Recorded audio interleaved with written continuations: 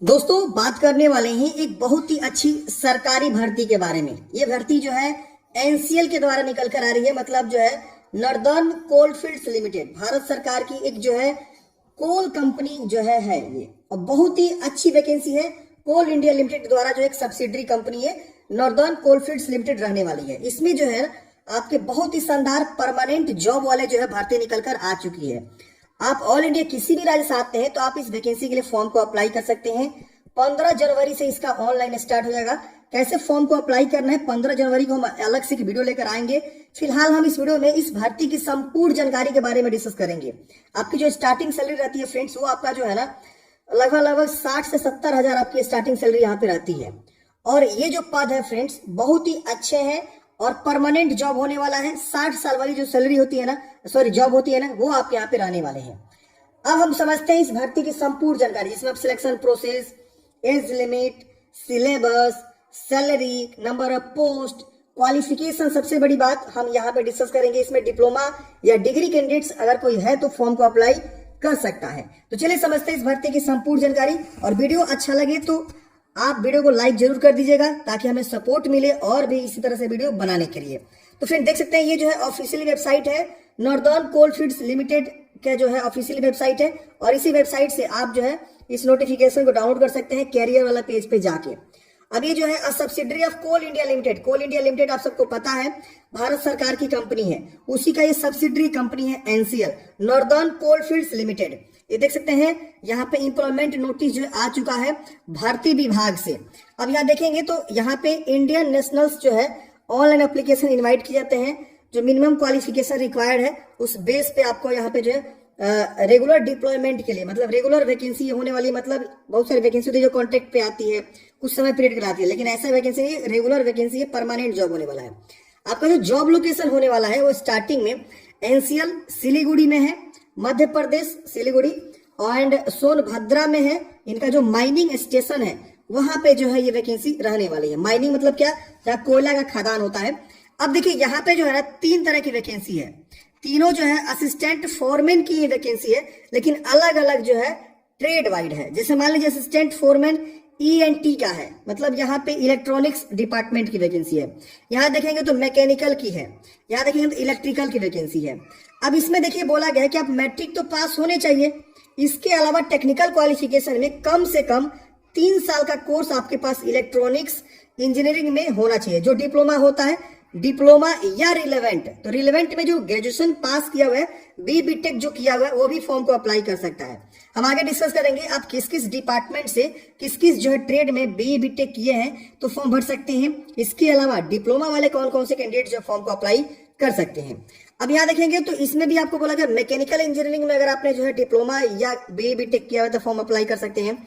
इसमें electrical engineering से अगर आपने बीटेक किया हुआ है, कम से कम 3 साल होना चाहिए आपका, तो आप फॉर्म को अप्लाई कर सकते हैं। 4 साल भी है जो बीटेक होता है तो भी फॉर्म भर सकते हैं। इसका जो लास्ट डेट है फॉर्म भरने का वो है 5 फरवरी 2024। इतने तारीख तक आप फॉर्म को अप्लाई करेंगे। ये आपका क्रूशियल डेट रहने वाला है, एज लिमिट का, क्वालिफिकेशन का, और जो भी फॉर्म का लास्ट डेट है वो भी यहाँ पे यही रहने वाला है। अब हम बात करते हैं यहाँ पे, देखिए यहाँ पे आपका जो है अलग अलग कैटेगरी वाइज वैकेंसी जो है यहाँ पे दिखाया गया। तो बैकलॉग में वैकेंसी कितनी है और यहाँ पे इंक्लूडिंग बैकलॉग कितनी वैकेंसी, टोटल 150 पदों पे शानदार वैकेंसी। जनरल में आप सीटों को देख सकते हैं, इसके अलावा ईडब्ल्यूएस में है, एससी एसटी और ओबीसी एनसीएल में है। और ये सेंट्रल लेवल की वैकेंसी है, तो सेंट्रल डिपार्टमेंट का जो आपका जाति निवास होता है वो आप बनवा के रखेंगे, आपको लगने वाला है। जैसे अगर आप ईडब्ल्यूएस हैं तो ईडब्ल्यूएस का जो सर्टिफिकेट होता है वो, अगर आप जो है ओबीसी नॉन-सीएल आते हैं, नॉन क्रिमिनल, तो आप बनवा के रखेंगे। इसके बाद से बात आता है यहाँ पे पोस्ट का नाम और एसेंशियल रिक्वायरमेंट और हायर क्वालिफिकेशन, और यहाँ पे किस तरह के कैंडिडेट्स एलिजिबल नहीं है। देखिए यहाँ पे डिसिप्लिन वाइज जो है दे दिया गया। जैसे मान लीजिए अगर आप असिस्टेंट फोरमैन के लिए ईएनटी से फॉर्म भरना चाहते हैं तो आप डिप्लोमा किए हैं इलेक्ट्रॉनिक्स इंजीनियरिंग में कम से कम 3 साल वाला, तो फॉर्म भर सकते हैं। दूसरा, अगर इससे हायर क्वालिफिकेशन आपके पास, जैसे कि अगर आपने जो है इंजीनियरिंग डिग्री किया हुआ है इलेक्ट्रॉनिक्स एंड कम्युनिकेशन या इलेक्ट्रॉनिक्स एंड टेलीकम्युनिकेशन, इसमें से किसी भी डिपार्टमेंट से, अगर ब्रांच से अगर आपने जो है बीटेक किया है तो फॉर्म को अप्लाई कर सकते हैं। अब यहाँ पे देखेंगे इंस्ट्रूमेशन एंड कंट्रोल, इस सब डिसिप्लिन से अगर कोई बीटेक किया है तो वो यहाँ पे एलिजिबल नहीं है। इस तरह कैंडिडेट जो है एलिजिबल नहीं है फॉर्म भरने के लिए, यहाँ पे साफ साफ जो है लिख दिया हुआ है।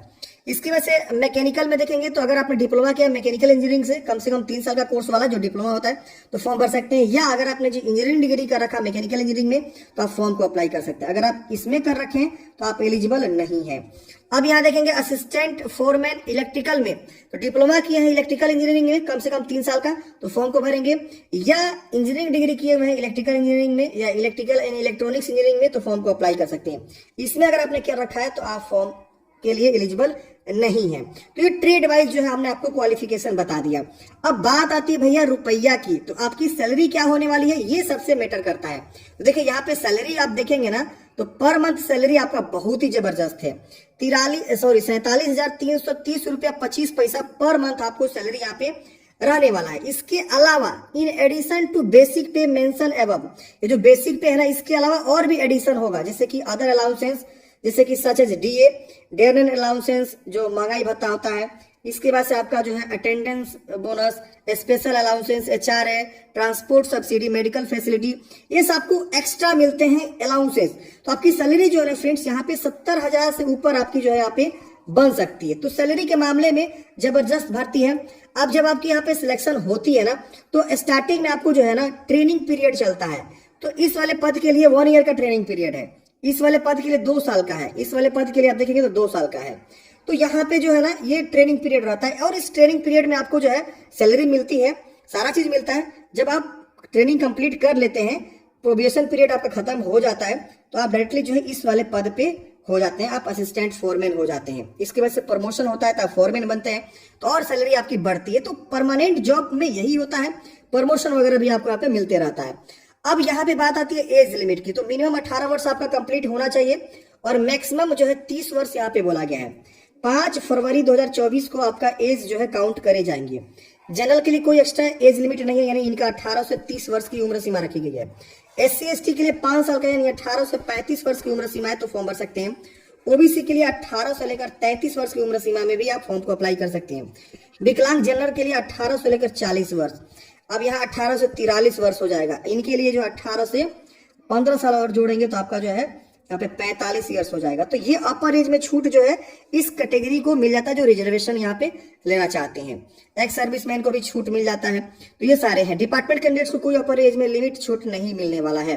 बात आती है एप्लीकेशन फी का। फॉर्म भरने का जो एप्लीकेशन फी है वो आप देखेंगे तो SC/ST, एक्स सर्विसमैन और विकलांग को, डिपार्टमेंट कैंडिडेट्स को कोई भी एप्लीकेशन फी यहाँ पे नहीं लगेगा फॉर्म भरने के लिए। बाकी जनरल, OBC, नॉन क्रीमी और EWS को यहाँ पे 1000 प्लस 180 रुपये आपको एप्लीकेशन फी यहाँ पे देना होगा, नहीं यानी 1180 रुपये आपका एप्लीकेशन फी यहाँ पे लगेगा जनरल, EWS और OBC को। बाकी किसी को यहाँ पे फी नहीं लगता है फॉर्म भरने के लिए। बात आती है सिलेक्शन प्रोसेस, तो सिलेक्शन प्रोसेस बहुत ही इजी है। सिर्फ आपको एक जो है CBT कंप्यूटर बेस्ड टेस्ट आपको एग्जाम देना होगा।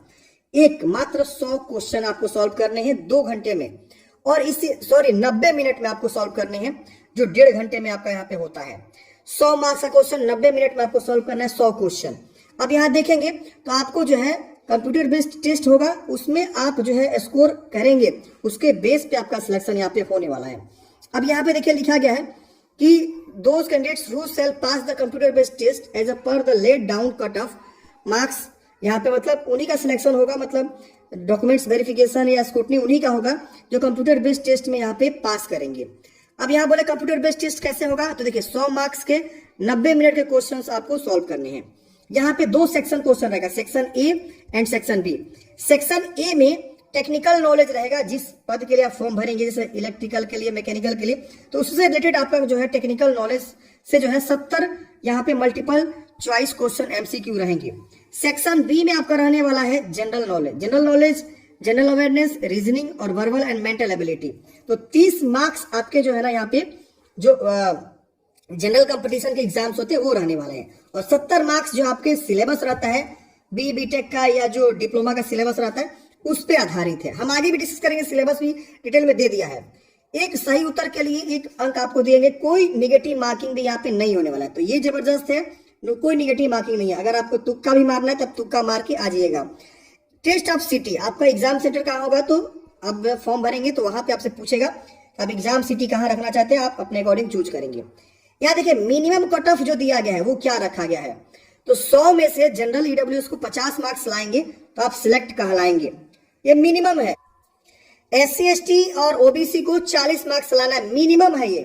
अब आप जितना मैक्सिमम लाएंगे उतना आपको जो है अच्छा रहेगा मेरिट लिस्ट में आने का। तो ये चीज विशेष ध्यान दीजिए, मिनिमम रखा गया, इससे कम लाएंगे तो आप फेल ही हो जाएंगे, और बहुत ही अच्छा लाएंगे तब जाके आप कट ऑफ में आएंगे, मेरिट में आएंगे, तो आपका सिलेक्शन होगा, डॉक्यूमेंट्स वेरिफिकेशन होगा। अब यहाँ लिखा गया कि रिजल्ट जो होगा कंप्यूटर बेस्ड टेस्ट का वो NCL यानी नॉर्थ कोल फील्ड लिमिटेड की वेबसाइट पे ही आपको जो है शो होगा, तो आप उसको लगातार जो है विजिट करते रहेंगे। यहाँ पे सबसे इंपॉर्टेंट बात है, कैंडिडेट्स किसी एक ही जो है पोस्ट के लिए फॉर्म को अप्लाई कर सकता है, किसी एक ही पोजीशन के लिए फॉर्म को अप्लाई करेगा।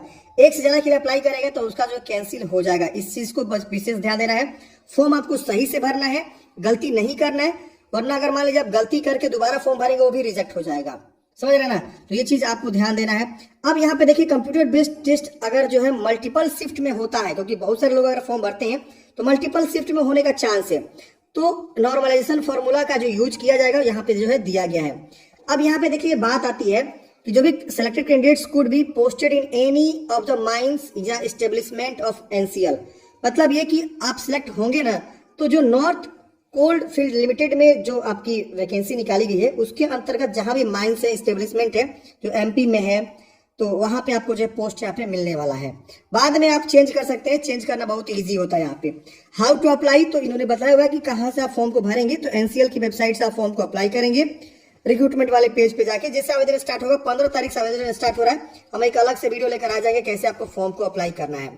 यहाँ पे फोटोग्राफ लगेगा, ब्लैक इंक से आपको सिग्नेचर करना है, डॉक्यूमेंट्स आपको स्कैन कॉपी लगेगा, मैट्रिक इंटर का सर्टिफिकेट लगेगा, और उसके बाद से जो आपका डिप्लोमा या जो हायर क्वालिफिकेशन है इंजीनियरिंग वाला वो आपको यहाँ पे लगेगा फॉर्म भरने के लिए।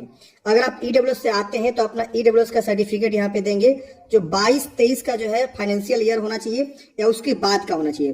अगर आप OBC से आएंगे तो यही आपका जो है 22-23 है, उसके बाद का जो है लगाइएगा, बेहतर रहेगा मेरे हिसाब से। बात करते हैं यहाँ पे इंपोर्टेंट डेट की, तो 15 जनवरी से स्टार्ट होगा फॉर्म, 5 फरवरी तक फॉर्म को अप्लाई करेंगे। एडमिट कार्ड कब आएगा, तो बाद में ऑफिशियली वेबसाइट पे जो है आपको सारा चीज बता दिया जाएगा, रिजल्ट वगैरह टेस्ट कब होने वाला है। अब यहाँ पे देखेंगे तो ये जो है आपका सिलेबस है, तो जो 70 मार्क्स का आपका सिलेबस रहेगा वो क्या रहेगा, यहाँ पे आप देख सकते हैं सेक्शन A वाला। तो यहाँ पे असिस्टेंट फोरमैन की अगर आप आवेदन देना चाहते हैं तो नेटवर्क थ्योरी, डिजिटल इलेक्ट्रॉनिक्स, देख रहे हैं सेमीकंडक्टर, ये सब आपके जो है सिलेबस रहने वाले। तो इसी सिलेबस को ध्यान में रखते हुए आप अपनी तैयारी करेंगे। इसकी वजह से अगर आप मैकेनिकल के लिए आवेदन देना चाहते हैं तो इसमें आपका सिलेबस ये सब रहने वाला है। वही आप इलेक्ट्रिकल के लिए आवेदन देना चाहते हैं तो यहाँ पे आप देखेंगे तो ये सब आपका सिलेबस रहने वाला है। और नीचे आएंगे तो यहाँ पे आपको जो है जो जनरल कंपटीशन का होता है उसका भी सिलेबस दे दिया गया। देखिए यहाँ पे 30 मार्क्स का जो आपका सेक्शन B का जो क्वेश्चन रहेगा, सेक्शन B में आपका जो सिलेबस रहेगा वो यहाँ देखिए 30 अंक वाला, वो यहाँ पे जनरल नॉलेज से आपको क्या पढ़ना है, जनरल अवेयरनेस से आपको क्या पढ़ना है, मेंटल एबिलिटी और रीजनिंग से आपको क्या क्या पढ़ना है, और क्वालिटी एप्टीट्यूड से आपको क्या क्या पढ़ना है, यहाँ पे आपको दे दिया गया है। तो ये पूरा सिलेबस भी इन्होंने जो है अच्छे से दे दिया है। आई होप फ्रेंड्स आपको इस वैकेंसी के बारे में सारी जानकारी समझ में आई होगी। अगर आपके मन में कोई भी डाउट्स है, कमेंट है, आप कमेंट बॉक्स में पूछिएगा। जैसे इसका आवेदन स्टार्ट होगा हम अलग से एक प्रॉपर वीडियो लेकर आएंगे कैसे आपको फॉर्म को अप्लाई करना है, स्टेप बाय स्टेप एक फॉर्म भर के बता देंगे और उस हिसाब से आप जो फॉर्म को अप्लाई करिएगा। तो वेट कर लीजिए 15 जनवरी को जैसे आवेदन स्टार्ट होगा हम एक अलग से वीडियो लेकर आएंगे।